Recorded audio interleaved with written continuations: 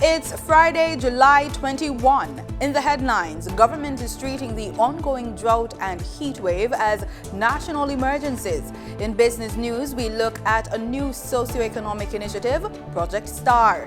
Regionally, Barbados prepares to welcome a Rwandan business delegation. And internationally, New York City warns asylum seekers to stay away. In sports, pocket rocket Shelly-Ann Fraser-Price sprints to victory. And in entertainment news, American R&B singer Chris Brown to perform in Jamaica. This is the Weekend News on PBC Jamaica. I'm Simone Absalom Gale.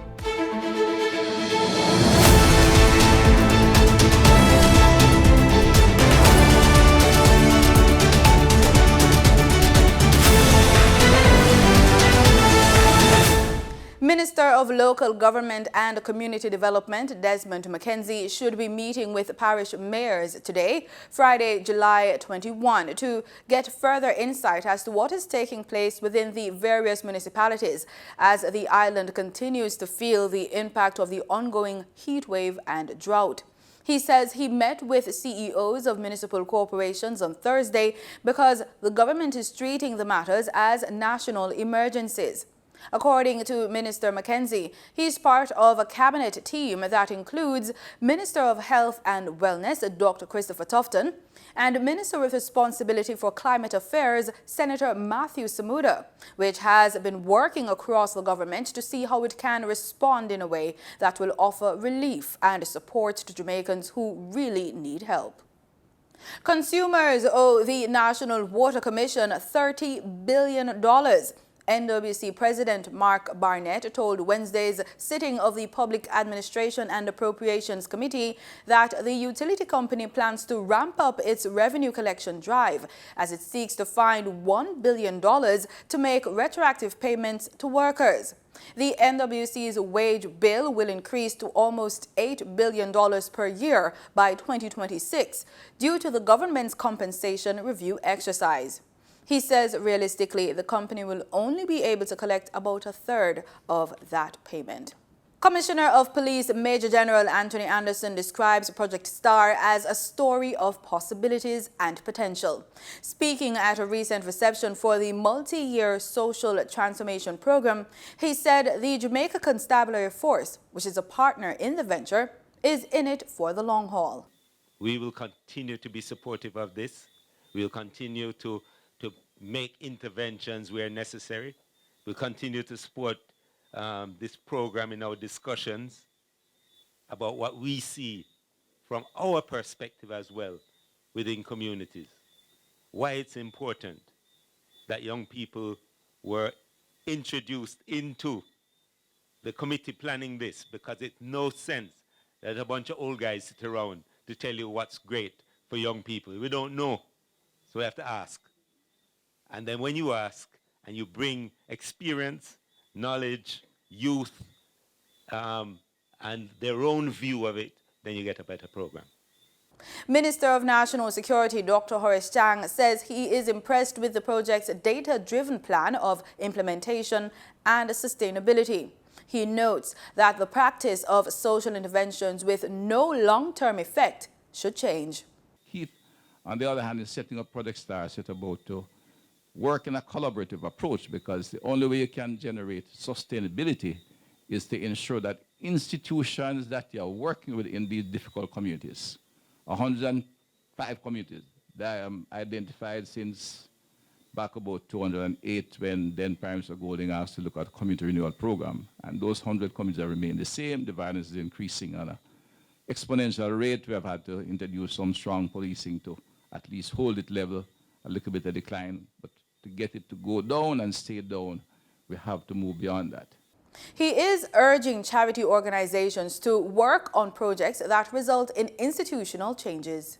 And restore their dignity, their self-respect, and opportunity to make themselves a better person in terms of their productive capacity. So government can do it, fix the roads, we can fix the zinc fence, we can fix some of the housing, but we have to ensure that they get a decent education, they can get a decent job, you know, and that kind of, they get the counseling that requires them to think again about themselves and their own self-respect and identity. And that's how Project Star came in.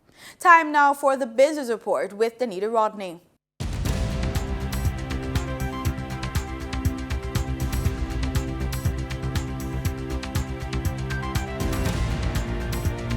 Welcome to the extended business report on PBCJ. I'm Danita Rodney.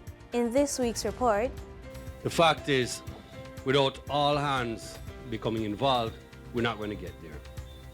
That was Chairman of the Jamaica Stock Exchange and co-sponsor and public funding lead advisor for the Social and Economic Transformation Initiative, Project Star, Julian Mayer.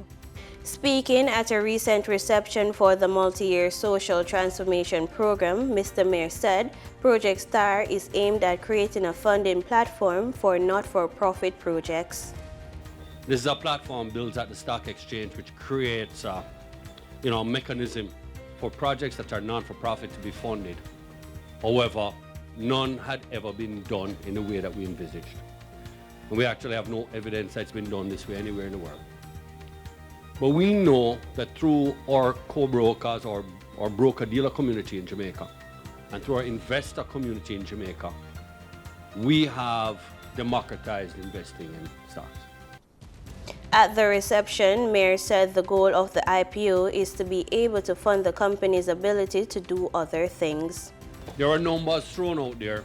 100 million has been the target. 100 million is what we tell you. But it's a multi-year target, a 5-year program. And honestly, we're not trying to do the same work every year.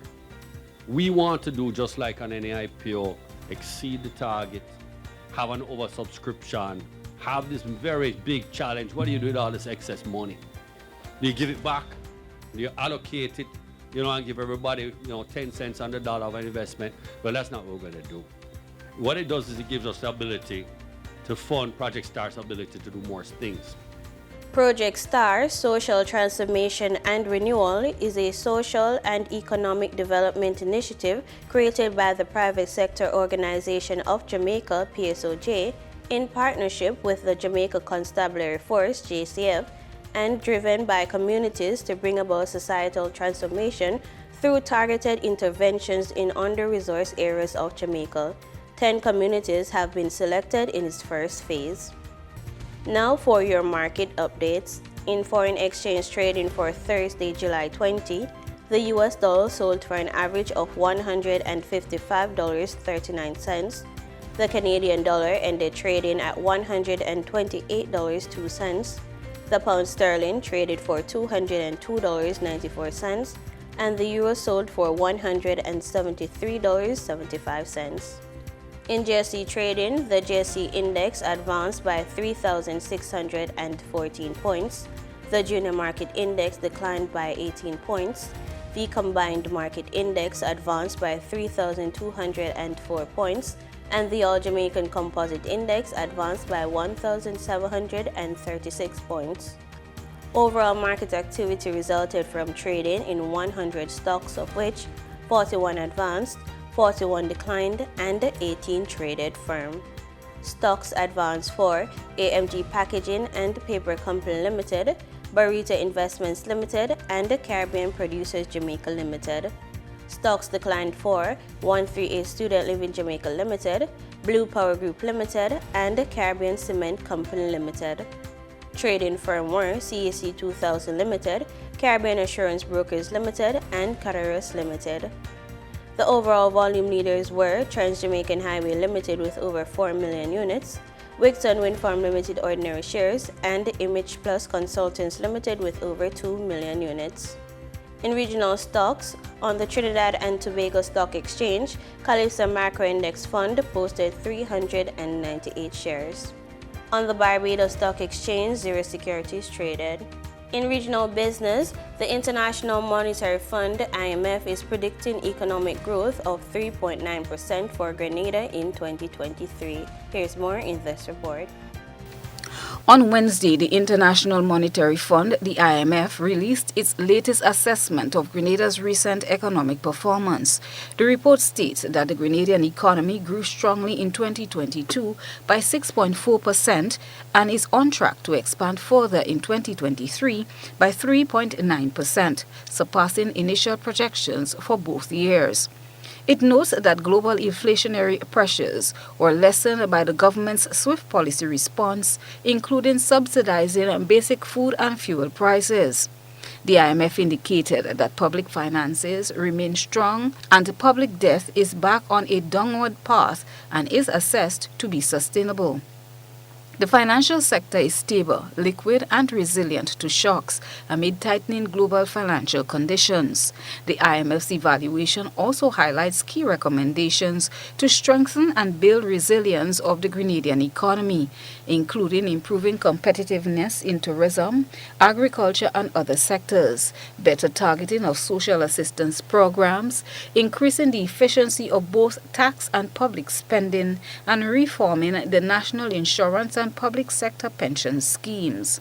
Minister for Finance Dennis Cornwall noted that the solid economic performance and outlook of the Grenadian economy is a testament to the sound policies implemented by this government, including the payment of retroactive public sector pensions, measures to reduce the impact of food and fuel prices on the population, and measures to improve the implementation rate of key projects.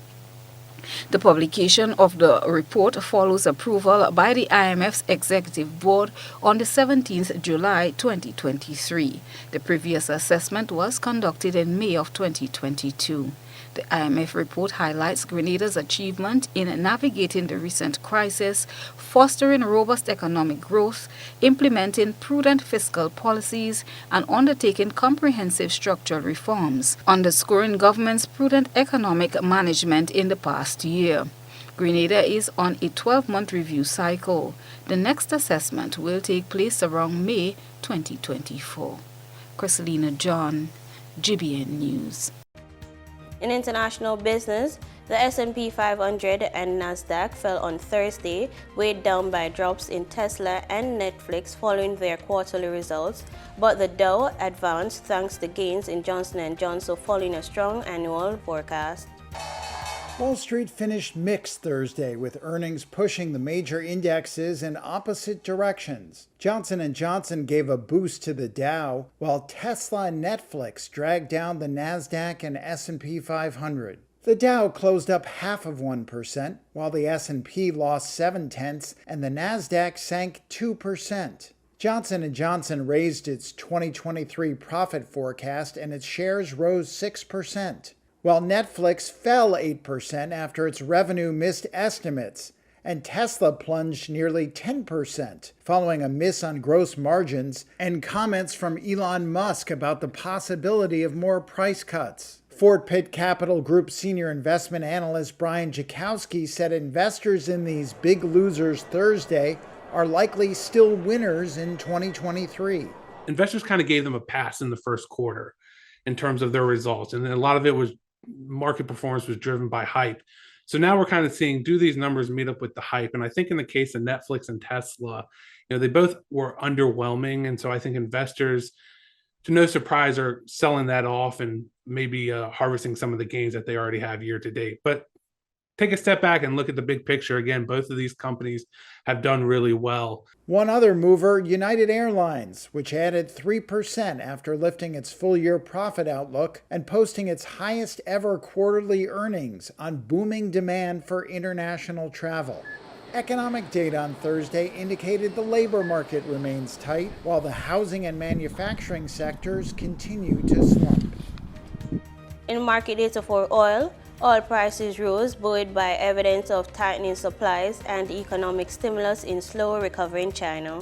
Brent futures were up $1.02 at $80.66 a barrel, while West Texas Intermediate crude climbed $1 to $76.65 a barrel.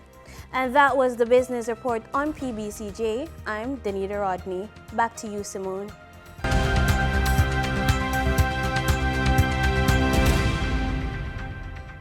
Thanks, Danita. In regional news, Barbadian officials are upbeat as the island prepares to host a business mission from Rwanda.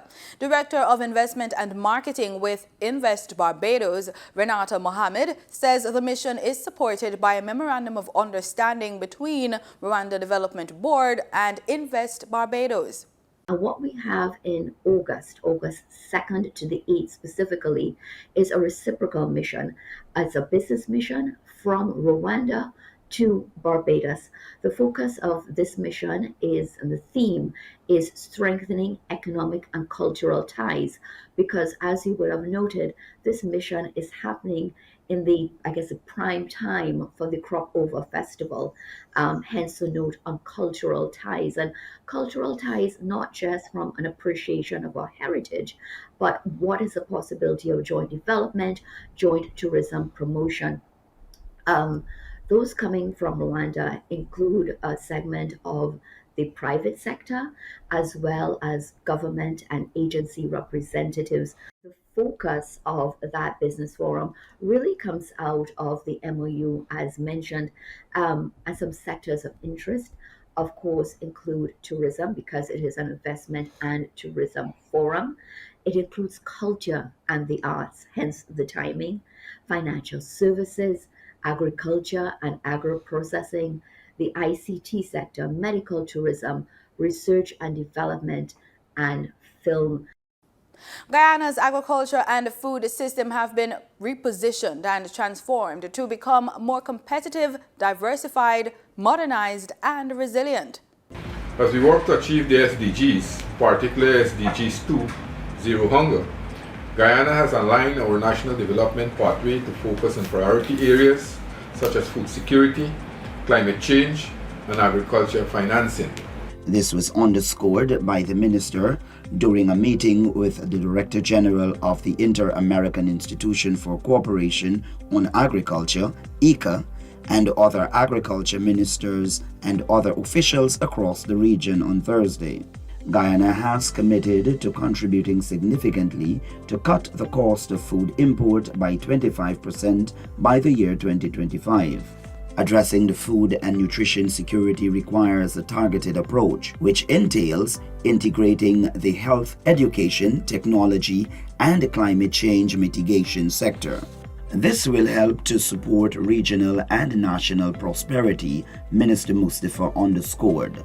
To this end, we need the support of our international partners, like ICA, as we understand and seek to implement initiatives that address the linkages between food production and food security. Guyana has increased its budgetary allocation in the agri-sector by 150%, moving from $13.3 billion in 2019 to $33.2 billion in 2023. The Inter-American Board of Agriculture, IABA, hosted the hybrid meeting in Costa Rica to discuss the sector's vision and views, explore opportunities for cooperation, and ascertain how ICA can help member states in the Caribbean region achieve the sector's goal they have set. Regional airline Inter-Caribbean Airways has issued a statement warning of further delays in service delivery because of what it says are unforeseen temporary staffing issues. More in this report. The statement reads, and I quote, "Over the past week, Inter-Caribbean Airways has experienced a number of interruptions that have caused frustration and inconvenience for passengers across the network. Due to unforeseen temporary staffing issues, it will likely take a few additional days for schedules to return to normal. Conscious that punctuality is a key component in air travel, we are making every effort to mitigate future disruptions. We regret that communication lapses exacerbated the negative experience for our valued passengers," unquote. Lydon Gardner, founder and chairman of Inter-Caribbean Airways, also noted that, and I quote, "While flight disruptions are not unusual with any airlines, we take responsibility for the situation and are working to improve customer service and communication." He said during these difficult times, "I request our passengers show understanding and patience towards our frontline ambassadors who are working tirelessly to assist you.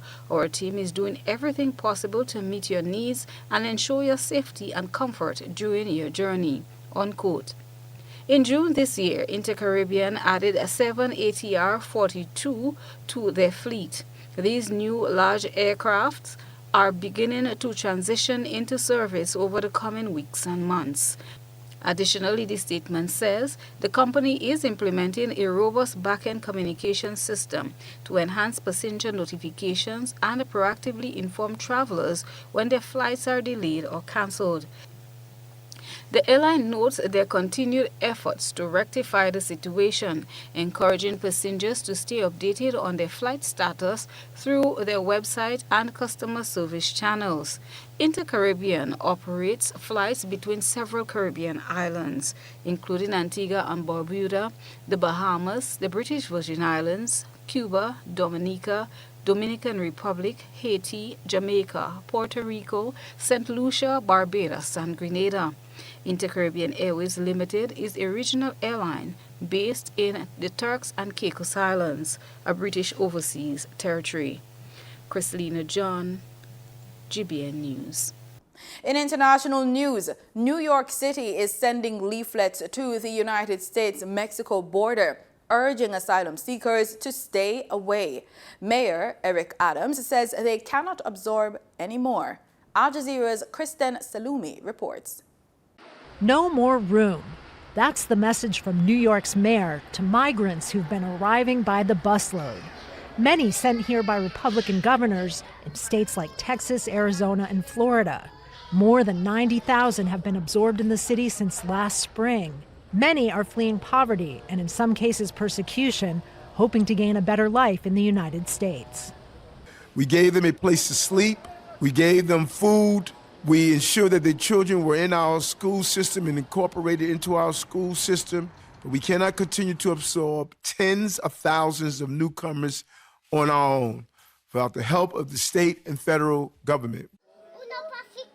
The city has received $100 million in emergency funding from the federal government. And volunteer organizations like Team TLC have been providing things like clothing, toys for kids, and legal advice.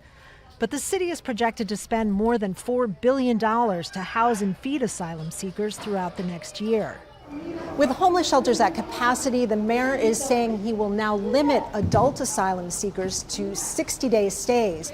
And the city is also passing out flyers like this at the U.S. southern border, warning migrants that New York is expensive and asking them to consider going someplace else.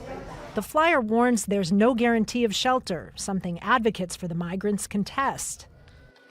As a so-called sanctuary city that promises shelter for those in need, New York has been housing 55,000 of them as they begin the lengthy process of applying for work papers. When the city starts closing its doors while at the same time saying we're a welcoming city and we love immigrants, you can't have it both ways. If we're a sanctuary city, if we welcome immigrants, if immigrants are the backbone of this city and indeed this country, then we have to find creative solutions, not just turning our backs on them. The mayor's move is unlikely to deter people like Eugenio from Venezuela.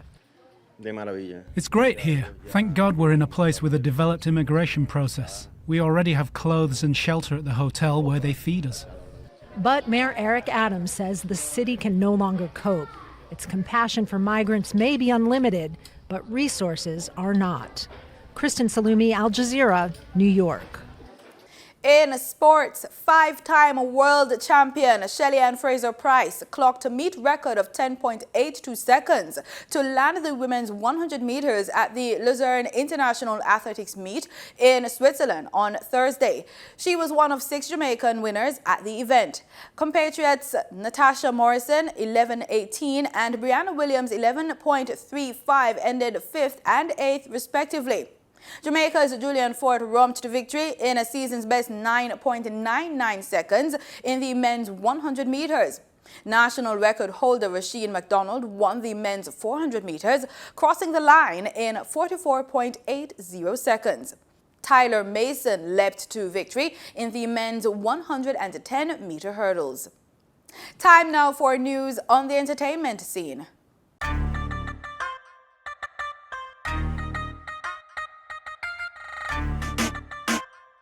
Welcome back to another entertaining update from PBCJ's E-News. I'm Alicia. On this week's show, we highlight American R&B singer Chris Brown coming to perform in Jamaica. Nyla from Brick and Lace being the first Jamaican female artist to go platinum in the US. New album from a legend, plus the return of Nigerian singer on our island just for fun. Stay tuned as I bring you the updates. Chris Breezy is set to be in Jamaica. Are you ready? Well, dancehall artist Ding Dong and TJ will be joining R&B artist Chris Brown on his concert tour in Jamaica on August 27th. The announcement was made at a press briefing on Friday, July 14, 2023. American singer Sean Kingston will be performing on the show as well. The concert is part of the BZR Weekend event taking place from August 25th through to the 27th. Tickets went on sale from July 18.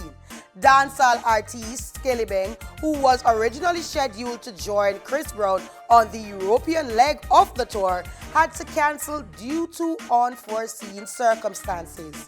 Chris Brown's last performance in Jamaica was in 2010 at the Reggae Sumfest. Burna Boy is back. Nigerian musician Burna Boy is currently in Jamaica for a birthday-themed vacation. He was greeted with a grand welcome at his resort, complete with marquee letter lights, steel drum music, and beaded jewelry. Burna Boy made a surprise appearance at a popular party in Kingston and expressed his love for Jamaica, calling it his second home. He had previously mentioned plans to purchase a home on the island. Buju Banton, the renowned reggae artist, is set to release his highly anticipated album, Born for Greatness, on September 8, 2023. The album will feature 17 new tracks showcasing Buju's musical prowess and artistry.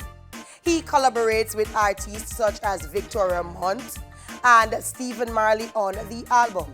Buju recently released the dancehall anthem Coconut Water Sip as a prelude to the album, which has received praises for its fresh sound and positive vibes.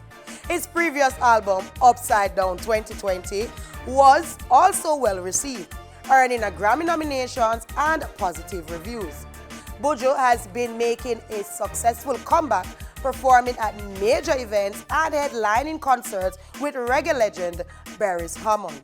Jamaican artist Nyla, one part of the duo Brick and Lace, made history as the first female Jamaican artist to have a platinum song in the US with her collaboration Light It Up remix with Major Lazer and Fuse ODG.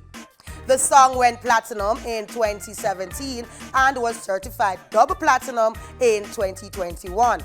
Lady Saw, another Jamaican artist, recently achieved platinum certification for her collaboration with No Doubt. Both songs blended dancehall with other genres. Nyla considers herself a hybrid artist and embraces the fusion of genres. She expressed pride in Light It Up's achievements and its impact on Jamaican music. However, the song has been implicated in a lawsuit for allegedly unauthorized use of a rhythm. Nyla also addressed the perception of being a one-hit wonder and clarified that her music career extends beyond popular songs. Nyla and her sister Nyanda are working on new music as Brick and Lace, and Nyla is also pursuing individual projects and collaborations. Thanks, Alicia. And that's the news on PBCJ. You can follow us on our social media platforms at PBCJamaica. Before we go, here's a hurricane tip.